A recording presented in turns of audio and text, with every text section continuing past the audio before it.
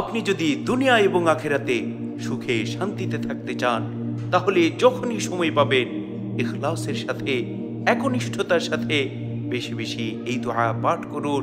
যদি কোনো বান্দা ঈমান ও ইখলাসের সাথে এই দোয়া বেশি বেশি পাঠ করে, তাহলে আল্লাহ রব্বুল আলামিন ওই ব্যক্তিকে দুনিয়ার লাঞ্ছনা থেকে, দুনিয়ার গজব থেকে হেফাজত করবেন।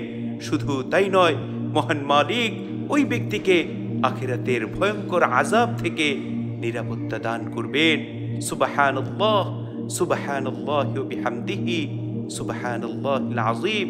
সেই দোয়াটি হচ্ছে আল্লাহুম্মা আহসিন আকিবাতানা ফিল উমুরি কুল্লিহা ওয়া আজিরনা মিন খিজিদ দুনিয়া ওয়া আযাবিল আখিরাহ।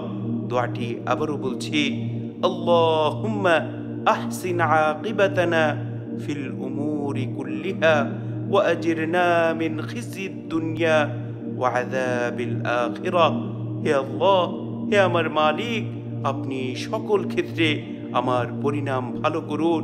মালিক রে, আপনি আমাকে দুনিয়ার লাঞ্ছনা থেকে, দুনিয়ার গজব থেকে হেফাজত করুন।